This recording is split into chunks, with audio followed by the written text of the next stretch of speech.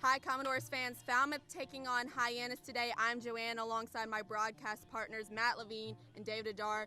Today is a game that cannot be lost. When you are competing, to be one of those top two spots against Wareham and Katuitt, this is a must-win game. Hyannis at the bottom of our division. So what are our thoughts on today's matchup? Well, like you said, a must-win game. This is a team that is up there for the worst record in a long time. Don't sugarcoat it, Matt. 2-19 on the season and 12 straight losses for the Harbor Hawks. One of those wins that they had was against the Commodores here at the Gov a couple of weeks ago. So that can't happen again if you're the Commodores, who have lost 2 straight now after winning 3 in a row, starting to slide back to struggling just a bit offensively. But if they can get back to their winning ways tonight, this is a team you have to pick up a win against. You just can't be – you don't want to be their third win, and you don't want to lose to them twice in the same season. So with the way they're skidding right now, you have to win tonight. Yeah, this is a Harbor Hawks team that has lost 12 games in a row. So like you said, I'm going to sound repetitive, but this is a must-win game for Falmouth because not only do they have tonight's game, but they have a couple more games remaining this season against Hyannis after tonight. So all in all, any game that Falmouth plays at this point, I consider a almost need-to-win game because we're starting to get to the point where there's less and less games, there's less and less opportunities to jump up in the standings, and as a result, there's less and less time for the Commodores to make a move. So this is a game that Falmouth needs tonight. It's the loss that the Commodores had to Hyannis here a couple weeks ago was a painful one, and we've talked about before how rough it was, but this is an opportunity tonight for them to turn the page on that and get back and also end a little 2-game losing skid that the Commodores are on. Last week, Falmouth was looking very consistent. They were hot at the beginning of last week, but then they kind of got out of rhythm when they played Harwich and Brewster. What do you think was going wrong for the Commodores to get out of that rhythm? I think the main thing is the offense lacked. You talk about the 3 wins in a row. The timely hits were there almost every game, hitting with runners on base. That's how you win baseball games.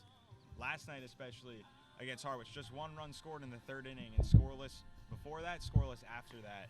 That's not the way that your offense wants to come out, especially when your pitchers are also limiting the damage. Only 4 runs given up, but that's not enough to win when you only score once. So just, again, they have to start hitting with runners on base again because they get guys on with walks. They reach on errors. They reach when they get hit by pitches. Have a tough time finishing. Right. When they get on base, the last couple of games have been struggling trying to hit them around to score. So if they can fix that tonight, they'll be back to their winning ways. Poor Mitchell Stone. Last night, another quality start from the left-hander out of Oklahoma State, but no run support. Something that's happened in every game that Stone has pitched this season, and that goes to the offense, Matt, that you were talking about there. So Commodores have been getting good starts as of late from their pitchers, but they need the offense behind that. And they've won their last couple of games here at home, which feels good to say because forever we were talking about the losing skid that Falmouth was on here at home. But they've won their last couple of games. It's a gorgeous Sunday night. They'll have a great crowd here and a great atmosphere. And the dugout also has been really into it these last couple of home games. So I think that could be a good offensive spark and a good offensive boost for this Commodores team tonight. Coming back home here after a couple of losses, battling a team that they should win out there, and trying to get back to the things that were working well for them during their winning streak.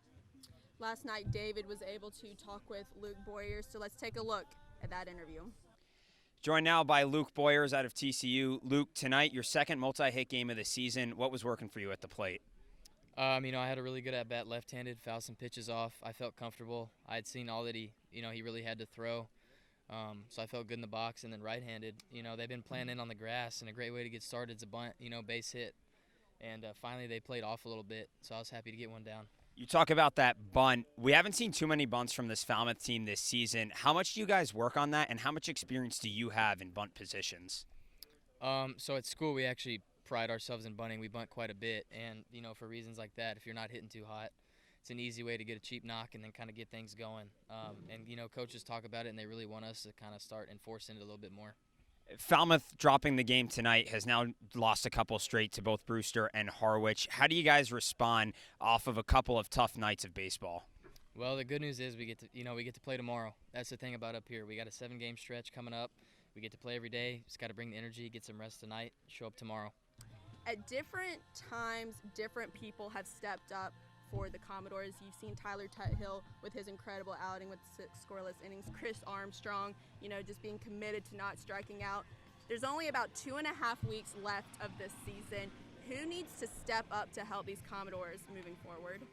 I think Luke Boyers is a guy that can step up. He's the leadoff hitter in the lineup almost every time he's out there, and he's the center fielder, which means he's the captain of that outfield or the voice of that outfield. So if a ball's hit anywhere in the outfield and he wants it, it's his. So just, again, the communication in the field, if he can create that and create that camaraderie as a full unit, they're going to be in a better situation to try and make that run. And again, at the top of the order, he's been getting on base over the last couple of games, whether that's with a walk, a hit by pitch. The hits have been lacking, although he did have 2 last night. So if he can continue that at the top of the order, that's how you start your offense going. He bunted for a hit last night to lead off an inning. That's a way you get guys on base and you bring them around to score. And he's got a lot of speed. So just being a leader, he's a very quiet kid, but if he's able to vocalize himself just a little bit and continue the way he's playing, they'll be in a good spot to make the playoffs. I'm going to go with a group of guys. I think the bullpen, I'm just going to go with that set of players for Falmouth because we've seen this summer when the bullpen pitches well, Falmouth is in those games and typically comes out on top. And when the bullpen struggles, it's because they give up leads late and they end up losing the game due to the Commodores as a result. So I think the bullpen really needs to step up. During the 3-game winning streak for Falmouth, that was some of the best pitching that the pen as a whole has had this summer. And we kept talking about that on the broadcast, how well they were pitching.